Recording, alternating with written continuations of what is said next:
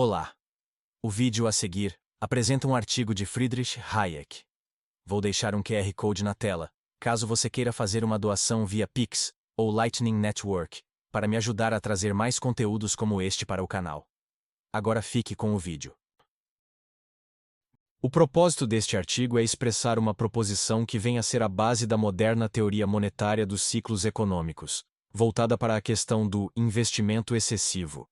A intenção é expressar tal proposição de uma forma que, até onde sei, nunca foi expressa antes, mas que parece fazer com que essa proposição em específico seja tão óbvia, a ponto de fazer com que sua correção lógica seja inquestionável.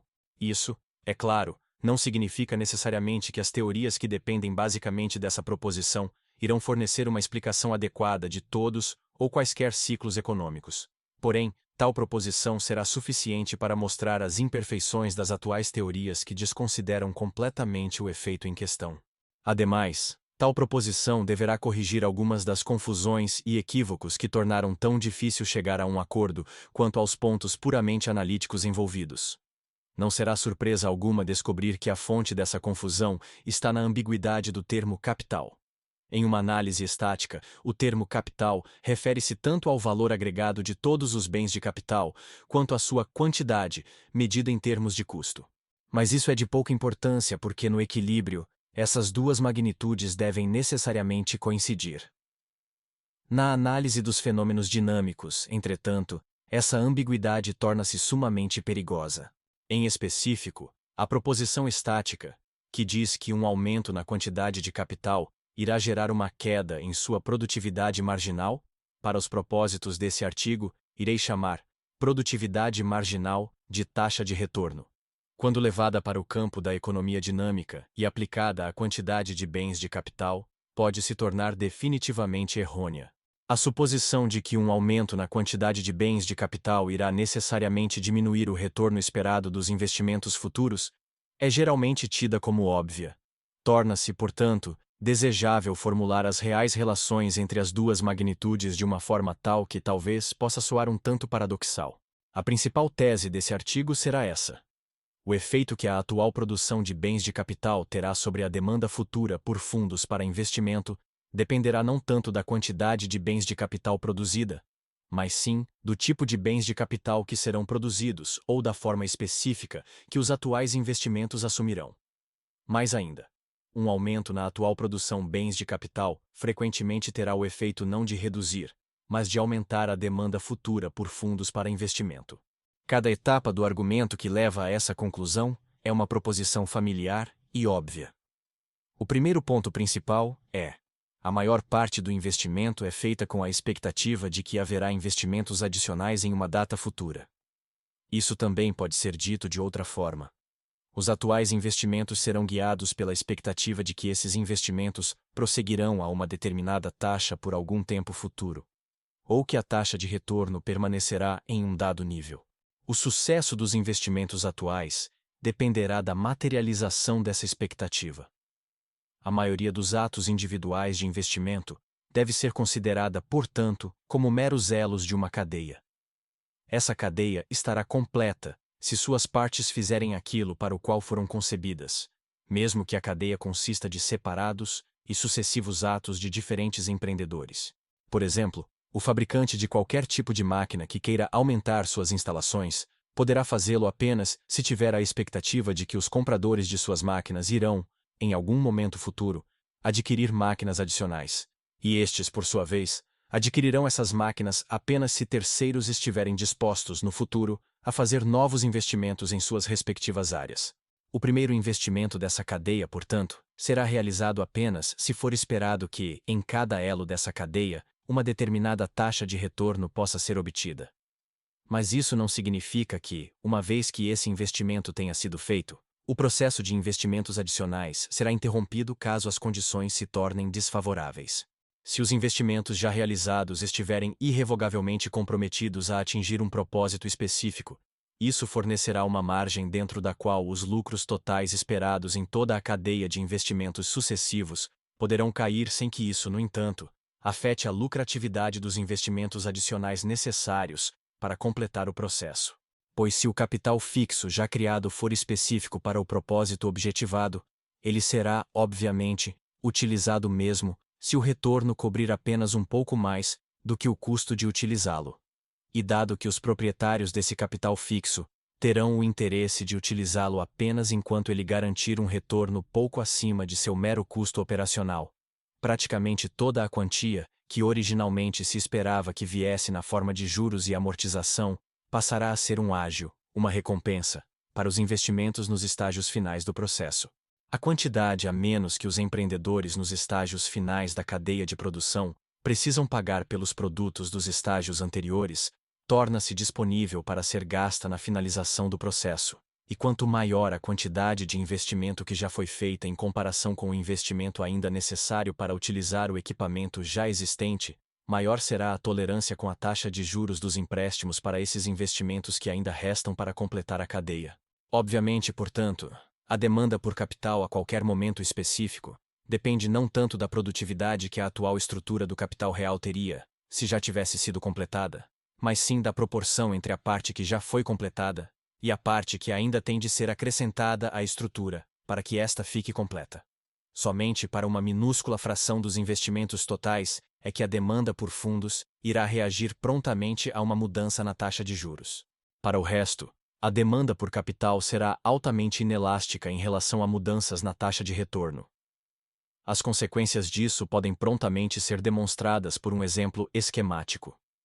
Suponha que investimentos passados foram guiados pela expectativa de que uma taxa de retorno de 4% prosseguiria inalterada por algum tempo. Porém, suponha também que, para que os investimentos que foram iniciados sob essa expectativa possam ser finalizados, uma oferta maior de fundos para investimentos tornar-se-á necessária, pois a que foi planejada revelou-se insuficiente. Suponha ainda que, se os investimentos do passado recente tivessem sido guiados pela expectativa de uma taxa de retorno de 5%, a quantidade de empréstimos necessária para continuar esses investimentos teria exaurido a oferta atual.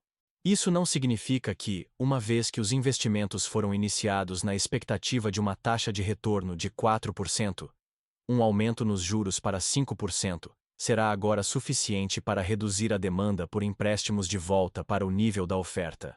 Se uma parte considerável do equipamento a ser utilizado já foi produzida, muitos investimentos, os quais jamais seriam lucrativos se uma taxa de juros de 5% tivesse sido prevista, serão bastante compensadores caso sejam prosseguidos, mesmo a uma taxa de juros bem maior que 5%. Os prejuízos recairão inteiramente sobre aqueles empreendedores que, no passado, na expectativa de juros menores, construíram plantas e instalações novas. Porém, como os ganhadores terão de fazer concessões nos preços caso queiram vender, isso permitirá que outros empreendedores, que compram equipamentos dos vencedores, possam fazer instalações de novos maquinários em suas fábricas, algo que não teria sido possível caso os acontecimentos tivessem sido corretamente previstos desde o início. A construção de uma grande usina hidrelétrica, que teria sido lucrativa caso os juros tivessem permanecido em 4%, passará a ser não lucrativa se os juros aumentarem.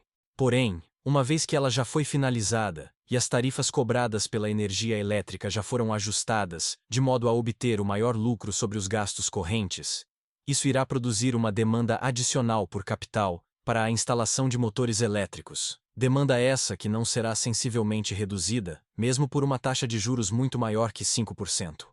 O quanto a taxa de juros terá de subir de modo a reduzir a demanda por empréstimos para o nível da oferta disponível, irá depender, como já vimos, da proporção entre aquela parte do processo de investimento que já foi concluída, antes do inesperado aumento dos juros, e aquela parte que ainda tem de ser realizada. Se, em um determinado momento, os juros de 4% cobrados sobre o capital já investido, e as amortizações desse capital representarem 30% do preço final esperado da venda do produto, então, as taxas de retorno trazidas pelas instalações e seus produtos teriam de subir de modo a absorverem a totalidade desses 30% do preço final, antes que a demanda por capital para esse propósito seja efetivamente reduzida.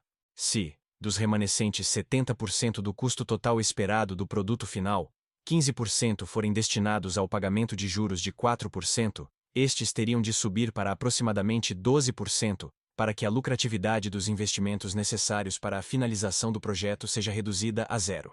Contra toda essa argumentação, pode-se contestar que ela ignora completamente o efeito da elevação dos juros sobre a substituição do maquinário nos estágios iniciais da cadeia de produção, o qual já perdeu parcial ou inteiramente seu valor. Seguramente é verdade que esses equipamentos não serão substituídos. Mas a implicação de que isso irá, de alguma forma, aliviar a demanda por empréstimos é certamente equivocada. À medida que esse maquinário, no desenrolar normal do processo, passe a necessitar de substituição, esses substitutos terão de ser financiados por meio de receita própria. Com isso, é verdade que eles não gerariam uma demanda sobre fundos disponíveis para empréstimos, se, como é mais provável, eles ainda não chegaram ao momento de ser substituídos. A receita adquirida estaria temporariamente disponível para ser investida em outros lugares. Porém, o fato de que as receitas não serão suficientes para tal significa que haverá um aumento da demanda por empréstimos, e logo, uma redução da oferta de fundos disponíveis para empréstimos, ou seja, isso será um fator que tende a gerar uma elevação, e não redução, dos juros. Ainda falta considerar as causas mais propensas a criar tal situação. Sob quais condições a demanda pelo capital adicional necessário para finalizar uma dada estrutura irá elevar os juros a um valor muito maior do que a taxa que é compatível com a manutenção permanente daquela estrutura? A princípio, a resposta é clara. Qualquer coisa que leve as pessoas a esperar uma taxa de juros mais baixa irá, da maneira que sugerimos, forçar as taxas de juros a subir a níveis muito mais altos do que teriam subido, caso as pessoas não tivessem esperado uma taxa tão baixa. Porém, embora seja verdade que um decréscimo inesperado na taxa de poupança, ou um surgimento imprevisto de uma nova demanda por capital, possa gerar tal situação, a mais importante causa de tais falsas expectativas provavelmente é um aumento temporário na oferta de tais fundos, por meio da expansão do crédito a uma taxa que não pode ser sustentada. Nesse caso, o aumento da quantidade de investimento irá induzir as pessoas a esperar que os investimentos continuem a uma taxa similar durante algum tempo e, como consequência, a investir agora de uma forma tal que, para que o investimento seja exitosamente completado, investimentos adicionais terão de ocorrer a uma taxa similar. Não é tanto a quantidade de investimentos presentes, mas sim a direção que ele toma, que irá determinar a quantidade de investimentos futuros necessários, para que os investimentos presentes sejam exitosamente incorporados à estrutura de produção. Porém, é a quantidade de investimento tornada possível pela atual oferta de fundos que irá determinar as expectativas sobre a futura taxa de investimento, e com isso, a forma que terão os atuais investimentos. Podemos assim ver a justificativa para a forma um tanto paradoxal, em que a principal tese desse artigo foi originalmente proferida. Um aumento na taxa de investimento, ou a quantidade de bens de capital, pode ter o efeito de elevar, ao invés de diminuir, a taxa de juros, caso esse aumento gere a expectativa de uma maior oferta de fundos para empréstimos do que a que de fato haverá. Se essa proposição estiver correta, e se essas hipóteses forem empiricamente justificadas, isso significa que grande parte das análises puramente monetárias dos ciclos econômicos está fundamentada sobre bases insuficientes. Se ela estiver correta, então teremos de abandonar a suposição comum de que o retorno esperado do investimento, ou a eficiência marginal do capital, pode ser tratado como uma simples função decrescente da quantidade de bens de capital existentes ou da atual taxa de investimento. E, junto com ela, teremos de abandonar grande parte da argumentação baseada na suposta tendência de a eficiência marginal do capital cair mais rapidamente do que a taxa de juros monetária. Se os investimentos do passado fazem com que os investimentos futuros sejam mais lucrativos, e não menos, isso também significa que o aumento da taxa de juros que ocorre no final de um período de expansão econômica artificial pode ser adequadamente explicado por fatores reais que afetam a demanda. Ademais, isso mostra que uma análise puramente monetária, a qual é feita em termos de meras taxas de investimento, sem que se analise a estrutura concreta desses investimentos e a influência que os fatores monetários podem ter nessa estrutura de produção, está fadada a negligenciar alguns dos mais significantes elementos do cenário. E talvez também explique por que uma análise cuidadosa da estrutura temporal da produção é necessária para uma análise satisfatória dos ciclos econômicos. Bom, esse foi o vídeo de hoje. Se você quiser ajudar o canal, pode fazer uma doação através deste QR Code, via Pix ou Lightning Network. para me ajudar a trazer mais vídeos como este. Até o próximo vídeo.